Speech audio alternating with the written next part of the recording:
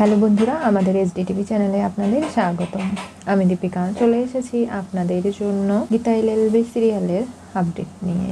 যখন কৃপান ঘুমিয়ে পড়ে, মেহেক বলে যে দেখো, তোমার যে আসল বউ পদ্ম সে বাইরে অপেক্ষা করছে, আর এরপরেই তোমার সঙ্গে ওর ফুলসজ্জা হবে, আর আমি তোমার সঙ্গে কখনো নেই। গীতা ফোন করে, বলে তুমি নিচে আছো তো? হ্যাঁ। রশিদটা ছেড়েছো? কখন থেকে অপেক্ষা করছি মেহেক, তাড়াতাড়ি এসো। ঠিক আছে, আমি আসছি। তোমার টিপু কী করছে বলো তো? ঘুমিয়ে পড়েছে? হ্যাঁ। এরপরে দরজাটা খুলে গীতা যেভাবে শিখিয়েছে সেভাবেই মেহেক পদ্মকে ডাকে, আর এরপরে ঘরের দরজা লক করে দেয়। বলে দেখ পদ্ম, তুই যা তোর বরের কাছে, খাটে গিয়ে ঘুমা ওর সঙ্গে, আজকের রাতটা এনজয় কর। আর এই নে পানটা হাঁকর, খেয়ে নে। তুই চিন্তা করিস না, আমি ভোরবেলা ঠিক পৌঁছে আসবো। কিন্তু মেহেক দিদি, তুমি এত উপর থেকে রশি বেয়ে ঠিক আবার চলে আসতে পারবে তো? কেন পারবো না? আমি স্কুলে খেলাধুলায় অনেক চ্যাম্পিয়ন ছিলাম, এমনকি আমি দূরদর্শীও বটে। তবে নিচে আরেকজন যে রয়েছে গীতা বৌদি, সে কিন্তু আমার থেকেও বেশি পারদর্শী। তুই চিন্তা করিস না, আমি তাহলে গেলাম। এই বলে মেহেক চলে যায়। মেহেক নিচে দড়ি দিয়ে আস্তে আস্তে নেমে আসছে। হঠাৎ করে অনেকটা দূর পরে মেহেক ধাপ করে মাটিতে পড়ে যায়। গীতা বলে ঠিক আছে তো? হ্যাঁ। স্কুটিটা স্টার্ট দিতেই যাবে, তখনই অগ্নিজিৎ মুখার্জি ফোন করে। বলে কি ব্যাপার, আপনি কেন ফোন করেছেন? মেহেক কোথায়? মেহেক ওপর থেকে লাফ দিয়েছে। তার মানে মেহেক ঠিক আছে। ওকে আমি এখন অঙ্কিতের বাড়িতে স্কুটি করে নিয়ে যাচ্ছি। তারপরে ওকে নিয়ে গিয়ে আমি অঙ্কিতের ফুলসজ্জার ঘরে ঢুকিয়ে দিয়ে আসবো। আবার ভোরবেলা আমি ওকে নিয়ে চলে আসবো। এগুলো নিয়ে আপনাকে ভাবতে হবে না। আপনি এতবার ফোন করে ডিস্টার্ব কেন করছেন বলুন তো?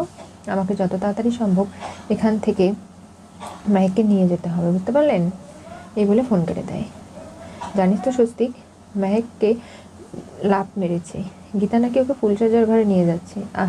আমি এসব কী বলছি বাবা হয়ে? এই বলে অগ্নিজিৎ মুখার্জি চলে যায়। বাবাও অনেকটা ছেলে মানুষ হয়ে গেছে, আমি সেটা খুব ভালো বুঝতে পারছি।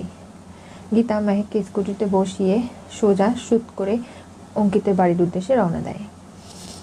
পদ্ম এসে কৃপানের পাশে বসে, কৃপানের মাথায় হাত বুলিয়ে দেয়। এরপর একটা গান গাইতে শুরু করে, আর কৃপানকে বলে আপনি আমার সঙ্গে যে অন্যায়গুলো করেছেন এতদিন, সেগুলোর সবটার জন্য আমি আপনাকে ক্ষমা করে দিলাম আজ থেকেই। কারণ আজ থেকে আপনি তো আমার আপন, আমার স্বামী। তাই কখনো আমি আপনাকে কোনো কিছুর বিনিময়ে হারাতে চাই না। আপনি এবং আমি দুজনে যে সময়টা কাটাচ্ছি, আজকে যেন সারাটা রাত এইভাবেই থমকে যায়, কোনোভাবেই ভোর না হয়, সেটাই আমি আশা করব। এই বলে পদ্ম বুকে মাথা রেখে ঘুমিয়ে পড়ে। অঙ্কিতের বাড়িতে অপেক্ষা করছে সে বসে বসে। তার মা দুধ পান সবটাই নিয়ে এসে বলে কি ব্যাপার, ওরা এখনও আসেনি? না।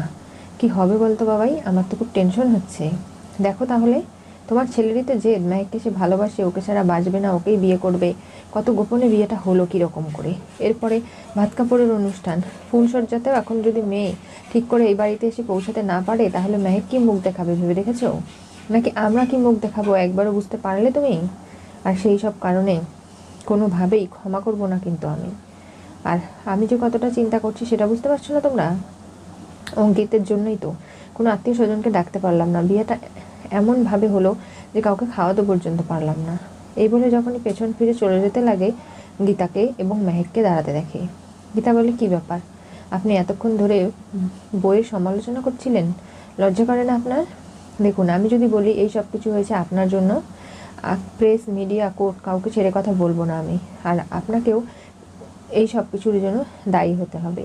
যখন প্রথম থেকে আমি আপনাকে জিজ্ঞাসা করেছিলাম, তখনই যদি সব সত্যিটা আপনি বলে দিতেন, তাহলে কোনোভাবেই এই সমস্যাগুলোর জটিলতা বাড়তো না। কিন্তু আপনি করেছেন এগুলো। দেখো, আমরা কোনো ঝামেলা চাই না, আর সেজন্যই প্রথম থেকে নিজেকে আড়াল করতে চেয়েছিলাম। পারলেন কি? কিন্তু সব সময় যদি সবাই পালিয়ে বেড়ায় তাহলে কি করে হবে? শিরদাঁড়া তো সোজা রাখতে হবে কাউকে না কাউকে। তা না হলে এই সমাজটা চলবে কি করে, সেটা একবারও ভেবে দেখলেন না আপনি? তুমি কিন্তু এবার আমাকে ইনসাল্ট করছো বাবা, আমি আপনার কাছে হাত জোড় করছি। গীতা বৌদি যে লড়াইটা লড়ছে সেটা সচরাচর কেউ লড়ে না। কিন্তু আমি বলবো যে আপনি গীতা বৌদির কোনো কথায় যদি মন খারাপ করে থাকেন, তাহলে আমি ওর হয়ে ক্ষমা চেয়ে নিচ্ছি। আপনি এবং অঙ্কিত দুজনেই আমাদের এই সমস্ত পরিকল্পনার অংশ মাত্র। কিন্তু আমি এবং গীতা বৌদি যে রিস্ক নিয়েছি, সেটা একবারও ভেবে দেখুন। হ্যাঁ, ঠিকই তো বলেছে মেহেক, ও একটা সদ্য বিবাহিতা মেয়ে, ওরও স্বামীকে নিয়ে অনেক স্বপ্ন, অনেক আশা রয়েছে, সেগুলো কিছুই পূরণ করতে পারছে না। ওকে এবারই ওবারই দৌড়ে দৌড়ে বেড়াতে হচ্ছে। এবার কৃপানের বাড়ি, একবার অঙ্কিতের বাড়ি। একবারও ভেবে দেখেছেন যে মেহেক কত কষ্ট করে ফুলসজ্জার ঘরে এসে পৌঁছেছে? আমি সেটা জানি, আপনি তো কখনো বোঝারও চেষ্টা করলেন না। অথচ পুত্রবধূর বদনাম করতে শুরু করে দিলেন। রীতিমতো আমি এসে দাঁড়িয়ে সবটা শুনলাম তো। থাক না এই সমস্ত কথা। মেহেক, তুমি এরকম করে ক্ষমা চাওয়ার প্রয়োজন নেই। তুমি এসো ভেতরে। দেখো আমার ছেলে তোমার জন্য কত সুন্দর করে ফুলসজ্জার খাট সাজিয়েছে। এই ঘরটা তোমাদের জন্য। এই রাতটা সারা জীবনে আর আসবে না, তাই সেইভাবেই তোমরা পুরো রাতটা কাটিও। আমি তাহলে আসছি। এই বলে চলে যায়। মেহেক, তাহলে তুমি থাকো, আমি ভোর ভোর এসে তোমাকে আবার নিয়ে চলে যাব, ঠিক আছে? এই বলে গীতা যায়। আর যাওয়ার সময় অমলান চ্যাটার্জিকে বলে যে চুরি, বাটপাড়ি, শ্লীলতাহানি একটাই নাম, গীতা এলএলবি। কেউ তাকে দমাতে পারবে না। অগ্নিজিৎ মুখার্জিকে এই কেস থেকে আমি যেভাবেই হোক ছাড়িয়ে নেবই। এ বলে চলে যায়। ওদিকে পদ্ম কৃপানের সঙ্গে ফুলসজ্জার রাতে সময় কাটাচ্ছি আর ভাবছি যদি এই সময়টা থেমে যেত, কোনোভাবেই কৃপানকে যদি সারা জীবনের মতো স্বামী হিসাবে এরকম করে রাখতে পারতাম নিজের কাছে। সেগুলো নিয়ে নানাভাবে কষ্ট পায় পদ্ম। মেহেকের হাতে একটা রিং পরিয়ে দেওয়ার অঙ্কিত। এমনকি মেহেক খুব খুশি হয়ে যায়। এরপরে মেহেকের হাত ধরে তারপর নিজেদের ঘনিষ্ঠ মুহূর্ত তারা কাটাতে শুরু করে। আর ওদিকে পদ্ম যে আংটিটা নিয়ে এসেছিল মেহেকের জন্য, সেটা নিজের হাতে পরে নেয়। একটু সময়ের জন্য নিজের শখটা পূরণ করে ফেলে, কিন্তু তারপরেই তার চোখ দিয়ে জল পড়ে আর এত কষ্টের একটা গান গাইতে শুরু করে, যেটাতে তার মনটা আরও বেশি করে উদাসীন হয়ে ওঠে। পরের দিন ভোর হয়ে যায়। গীতা এদিকে ওই ছবিগুলো নিজের বাড়িতে বসে বসে দেখছে। অগ্নিজিৎ মুখার্জির হাতে পিস্তল, আর এই লোকটাকে নিশ্চয় সঞ্জয় চৌধুরী। আমি ভাবতে পারছি না যে এই ছবিগুলোর কারণেই অগ্নিজিৎ মুখার্জি ধীমান সেন এবং কিরণ কান্তির কাছে বন্দিতে ছিল, আর যার কারণেই আসলে সব কথা ওদের শুনছিল। এবার আমাকে যেভাবেই হোক ওনাকে বাঁচাতে হবে। তখনই গিনি এসে বলে, এগুলো কার ছবি? কার হাতে পিস্তল? আমার শ্বশুরমশাই একজন খুনি, সে পিস্তল দিয়ে কাউকে খুন করেছে। আর ওই লোকটাকে সঞ্জয় চৌধুরী নিশ্চয়ই। যে কেসে ওনাকে ফাঁসিয়ে দেওয়া হচ্ছে বলা হচ্ছে, সেটা তো আসলেই সত্যি। আর তুই নিজের অর্থ সম্পদ শ্বশুরমশাইয়ের মাথায় হাত বুলিয়ে সব কিছু নেওয়ার জন্য এগুলো করছিস, তাই না গীতা? দিদি, তুই খুব ভালো করে জানিস যে আমি কিন্তু লোভী নই। আমি ওই মানুষটাকে পিতৃ সমতুল্য তাই সম্মান করি। আর তার থেকেও বড় কথা, উনি কোনো খুন করতে পারেন না। ওনার হাত কোনোভাবেই রঙিন হয়নি, বুঝতে পেরেছিস? তাহলে এই ছবিগুলো কোথা থেকে এলো বল? এগুলো দেখানো হচ্ছে অগ্নিজিৎ মুখার্জিকে ব্ল্যাকমেল করার জন্য, তাছাড়া আর কিছুই না। সেটা নিশ্চয়ই তুই বুঝতে পারছিস। আর তুই এই সব কিছু নিয়ে এত কথা কেন বলছিস? এটা আমার কেস, আমি দেখে নেব কীভাবে কী হ্যান্ডেল করতে হয়। সেটাই তো তুই তো চাইবি যে কোনো উপায়ই হোক অগ্নিজিৎ মুখার্জিকে সসম্মানে বের করে আনতে। তা না হলে তো শ্বশুরমশাই এত বাড়ি গাড়ি অর্থ সম্পদ সেগুলো নেবে কি করে? দিদি, তুই কিন্তু অন্য লাইনে চলে যাচ্ছিস, বুঝতে পেরেছিস? কেন যাব না? তুই আমার জীবনের সব থেকে বড় শত্রু। তোর জন্য আমার স্বামীকে এখনও আমি অবধি কাছে পাইনি। আমি একটা মেয়ে যার আকাঙ্ক্ষা সারা জীবন অপূর্ণই থেকে গেল। তোর জন্য আমি যেভাবে সার্থিককে ঠকিয়ে বিয়ে করেছিলাম, সেই কারণটাই আজ পর্যন্ত আমাদের মধ্যে ঘটেনি। আমি তো সব দিক থেকে ঠকে গেছি। তুই প্রত্যেকটা পরিকল্পনায় সফল হয়ে যাস আর আমি সব কিছুতে হেরে যাই। এটা হবে না গীতা। আমি বলে দিচ্ছি, তুই আমার সুখ কেড়ে নিয়ে কখনো ভালো থাকতে পারবি না। অগ্নিজিৎ মুখার্জি এবং তোর কী যে হাল হবে তোরা শুধু দেখতে থাক।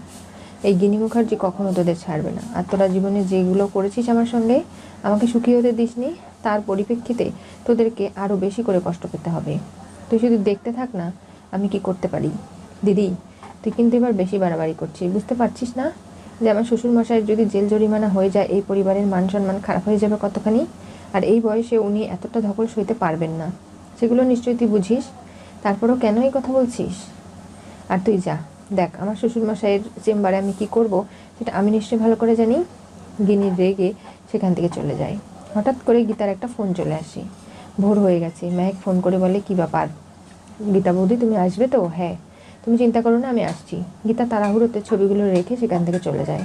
আর গিনি সুযোগ বুঝে ছবিগুলো দেখে ফেলে আর ভাবে এই ছবিগুলো যদি প্রেস মিডিয়ায় পৌঁছে দেওয়া যায়, সবার যদি জানতে পারে যে অগ্নিজিৎ মুখার্জি একজন খুনি, তাহলে তো গীতা ফেসে যাবে। তখনই অগ্নিজিৎ মুখার্জি গীতাকে অবিশ্বাস করবে, ভাববে এই কেসটা থেকে তাকে উদ্ধার করার নামে আরও বেশি করে বিপদে ফেলানো হলো।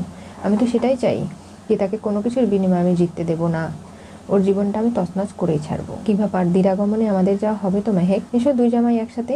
দেখো মেহেক, এরকম করে আর কি করবে না। আমি কিন্তু তোমাকে নিয়ে খুব পজিটিভ, আর এগুলো শুনলে আমার কিন্তু খুব কষ্ট হয়। আরে বাবা, তুমি চিন্তা করছো কেন? সব কিছু ঠিক হয়ে যাবে। আমাদের গীতা বৌদি আছে তো, মুশকিল আসান, আর আমাদের জীবনটা ঠিক গুছিয়ে দেবে। কি হতে চলেছে গীতা এলএলবি সিরিয়ালের পরবর্তী টুইস্টে? অগ্নিজিতের পিস্তল হাতে ছবি গিনির হাতে পড়লো। অঙ্কিত মেহেককে আংটি উপহার দিল। অঙ্কিত এবং মেহেকের মধ্যে যে ভালোবাসা, যে সময়টা কাটানোর কথা ছিল, সেটা তারা খুব ভালোভাবে কাটিয়েছে। মেহেককে এতটা সুন্দর লাগছে এবং মেহেকের দিক থেকে কোনোভাবে অঙ্কিত চোখ সরাতে পারছে না। বলছে, মেহেক তুমি যা করবে সাবধানে করো, কিন্তু ওই বাড়িতে কিরণ, কান্তি, কৃপানকে তুমি চেনো না, ওরা কতটা খারাপ, চিনি তো। আর ওরাও আমাকে চেনে না। আর তার সাথে গীতা বৌদিকেও নয়। ওরা যদি চলে ডালে ডালে, আমরা চলি পাতায় পাতায়। কোনোভাবেই ওরা আমাদের কোনো ক্ষতি করতে পারবে না। মেহেক, তোমার প্রতি আমার আরও সম্মান বেড়ে গেল। তুমি মেয়ে হয়ে যেভাবে ইনিশিয়েটিভ নিয়েছো তোমার পাপাকে নির্দোষ প্রমাণ করতে, তাই কোনোভাবেই আমি তোমার হাত ছাড়বো না। তুমি চিন্তা করো না, আমি সব সময় তোমাকে ভালোবেসে আগলে রাখবো। তখনই গীতা এসে ফোন করে। মেহেক নিচে নেমে আসে এবং ভোরবেলা আবারও রশি দিয়ে যখন কৃপানের ঘরে উঠতে যায়, তখনই একজন প্রতিবেশী দেখে ফেলে। আর সে বলে, কী ব্যাপার, কৃপানের বউ এত রাত্রে রশি বেয়ে কেন নিচে নেমে আসছে, না উপরে উঠছে? গীতা ভাবে যে কি বলবে তাকে, অবাক হয়ে যায়। এদিকে অনেকটা বেলা হয়ে গেছে, তাই কৃপানের মা ডাকাডাকি করছে। পদ্ম কী করবে বুঝে উঠতে পারছে না, আর ডাকাডাকিতে কৃপানের ঘুম ভেঙে যায়। কৃপান মেহেক মেহেক বলে ডাকছে। এরপরে কি ঘটবে জানতে চোখ রাখতে হবে আমাদের চ্যানেলে। পাশে থাকা বেল আইকনটি অবশ্যই করে ক্লিক করুন।